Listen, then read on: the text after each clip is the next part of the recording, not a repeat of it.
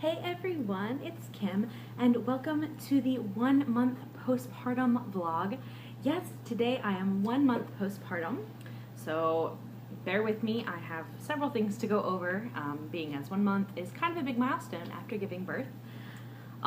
Let's see, emotionally, I guess I'll start there. I find that I'm healing pretty nicely from the birth trauma emotionally. This past week, I've only had 4 nightmares. Out of the 7 nights, I've only had 4 nights with nightmares about our labor and delivery experience. So that's a really positive thing. Yes, I'm still having the nightmares, but they are decreasing in frequency, which is awesome. So I think sometime, probably this week, I will try to muster together this birth vlog for you guys, the birth story, just because I'm feeling, at this point, I think I'm emotionally intact enough to go back over it and go into detail and talk about my experience. So I think I'm in a good place there. So emotionally, I'm doing all right. Weight loss wise, I'm now at 235, so I am 2 pounds down from my pre-pregnancy weight. I fit into my pre-pregnancy jeans. It's wonderful. I do still have a really kind of gross, saggy mom pouch. I will show you guys my belly at the end of the video, and I will warn you before I do, so those of you who don't want to see gross, stretched out mom pouch skin don't have to. I'm losing the weight, but I find that as I do, my tummy skin is really stretched out, so it like hangs down, like it's really gross. So I'm hoping that I can do something to like tighten the skin back up, but I don't know. So starting next week, I will be doing Weight Loss Wednesday vlogs, and I have about 65 to 70 pounds that I want to lose before we're at ultimate goal weight. So that'll be coming to you guys on Wednesdays from here on out. I will be doing those. Let's see. One of the most common, I guess, side effects after giving birth that a lot of women experience is postpartum hair loss. I had it so bad after I delivered my son. My hair was like coming out in chunks and it was like gross in the shower, just so much hair.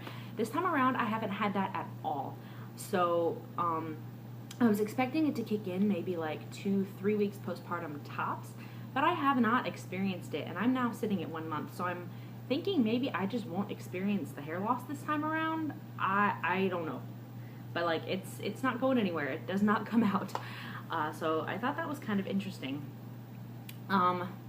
Let's see. Breastfeeding is going so well. I have not had to give her any formula at all. I'm still breastfeeding, and then I pump. And first thing in the morning, I usually stir a little bit before she does, because I hear my husband getting up. He's kind of a morning person, so I hear him getting up. So I'll stir. We sleep in separate bedrooms right now. I sleep in my room with Caroline, and my husband sleeps in Robert's room. There's 2 beds in Robert's room, so he sleeps in there. So it's boys sleepover and girls sleepover, because we figure if I have to be getting up in the middle of the night with the baby, we don't need my husband waking up too, because he has to be at work early and he works really hard. So it's better if he gets a full night's sleep. So I am in the room with the baby. So I'll hear him like in the kitchen moving around. So I'll wake up and I'll just pump real quick.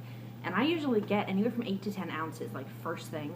And then I just go back to sleep, because she doesn't wake up for another hour and a half, and then she'll feed, and then I'll pump again, and I'll get another 4 or 5 ounces. So that's just first thing in the morning. I am officially out of room in my freezer for my breast milk stash. I'm completely out of room.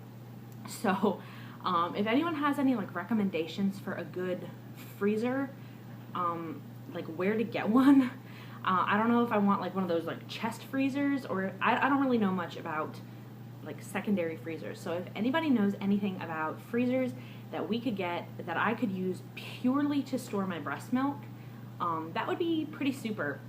Now, our place is pretty much, it's all carpet except for the kitchen and the bathroom. So I would preferably need something that doesn't take up a whole lot of room. Just so we could keep it in either the kitchen or the bathroom, and it wouldn't be super inconvenient. I mean, our bathroom is pretty large, but I would like it to not take up a tremendous amount of room. So if anyone has any recommendations on where to get a freezer, price doesn't really matter. It can be higher end or cheap, just one that works and would work for me to store my breast milk in, because I'm out of room in our regular freezer. So I am needing to expand my space. So please leave those below if you have them. At 1 month postpartum, pregnancy fever has set in. I don't want to say baby fever because I don't necessarily want like another baby right now. I am enjoying the one that I have, but I want to be pregnant again, if that makes sense. Like I miss being pregnant because I love being pregnant. It's like my favorite thing. I adore pregnancy. I enjoy every second of it. It just makes me so happy to be pregnant. So I'm missing pregnancy. And we have gotten asked, now is this your last baby? Do you want more? And if so, when? With the anticipation that we were having a home birth, we were going to start trying for our third, probably when she turned 1, like around when she turned 1.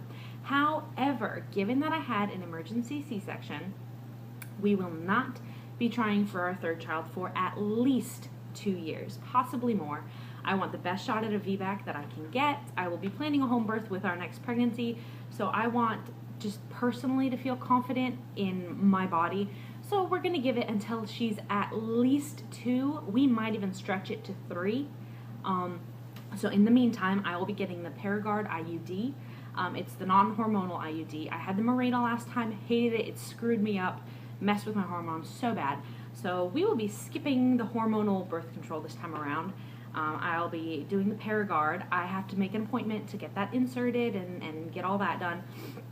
Once I get it in, after I've had it for like a couple of cycles, I will let you guys know how I feel about it, any side effects, how it works for me. So that's kind of the birth control we've chosen to use is Paragard.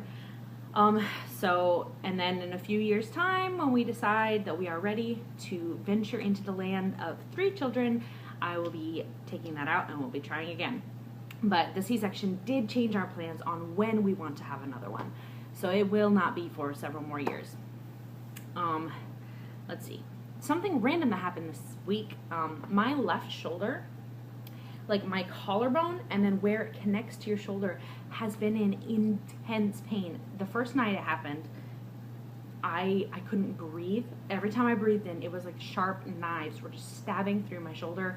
I couldn't move. Even if I just wiggled my fingers, it was like excruciating pain. I could not pick up the baby without feeling like I was gonna black out. I felt so bad for my husband. I needed help doing everything. I couldn't walk. I couldn't do anything. I was this close to going to the hospital, but I decided, no, I'll just sleep on it. So I just went to bed, slept on it, and said, we'll see how it is in the morning. And it's been getting better over the past couple days. It doesn't hurt so much anymore. I have like mostly range of motion now, but when I breathe in like really deep, it sends like a shooting pain like shoot down my shoulder, but it doesn't like go all the way down to my fingertips anymore. It's localized pain now. I have an appointment with my chiropractor tomorrow, and he's really, really good. He's been treating me since high school for different shoulder and knee injuries and neck and back. So he knows what he's doing. So I know he's going to take really good care of me and get this sorted out, whatever it is.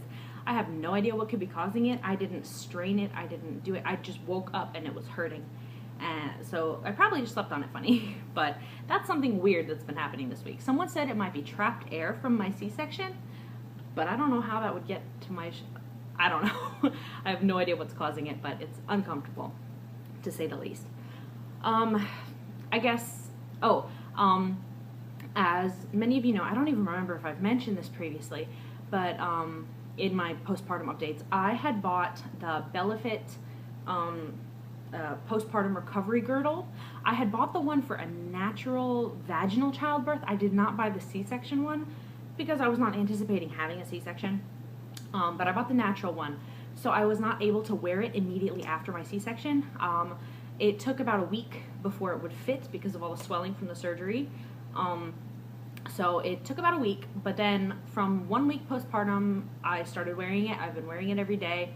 I'm not wearing it now, so I can show you guys like my belly and what it looks like, because it pulls up and down, and it would be too much of a hassle to take off before I showed you guys my belly. But I wear it. I love it. It provided so much support for me postpartum. It helped, I feel like, with the pain. It made everything feel like it was being held in and snug. It was a lifesaver. I think it was amazing. It enabled me to sleep on my side. So definitely would recommend it for anybody really. If you're having a baby, no matter how you're having a baby, get a postpartum girdle because they're great. I'm actually washing mine right now. I took advantage of this opportunity. I'm gonna wash it. But I love mine. It's incredible. So 10 out of 10 would recommend, and it's the Benefit postpartum girdle. And I guess the last thing, my postpartum bleeding has officially stopped. No more postpartum bleeding. So that's really good news. I'm extremely happy about it. But now in the back of my mind, I'm like, watch me get my period like next week. It's just gonna show up out of nowhere. So I'm hoping because I'm breastfeeding, it stays away for a few months. But knowing my luck, it'll be here next week full force. But the postpartum bleeding has officially stopped it stopped at 4 weeks on the dot. I woke up and it was completely gone. So that was nice. Well, here's my belly shot, and then I will let you guys go. So if you don't want to see gross, saggy mom skin, just end the video here. Gotta move the chair. Okay. Alright, so this is my postpartum belly. Like I said, the more weight I lose, my belly, it like droops. So it's like, it's all squishy. And then I've got terrible love handles, I know. Stretch marks. Works. This side's even worse, goodness, with this flab. It's really gross. And it's like all soft and squishy. And then I don't know if you can see my C-section scar. But yeah, so that's, and then with the shirt, let me fix my pants so they're not all super bunchy, so I can show you guys. Okay, and this is with clothing on. So obviously it looks better with the clothing on, not so super wrinkly and gross. But yeah, that's my postpartum belly. I'm hoping I can find a way to somehow make the skin tighten a little bit. So if you have recommendations for that, please let me know. Because I don't want to be left with just a bunch of loose skin once I lose the weight, because that just looks kind of scary. But yeah, thank you all so much for watching. I do appreciate all your love and support.